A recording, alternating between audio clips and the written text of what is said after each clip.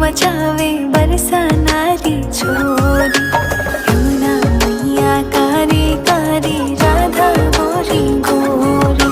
वृंदावन में धूम मचावे बरसा नारी छोरी।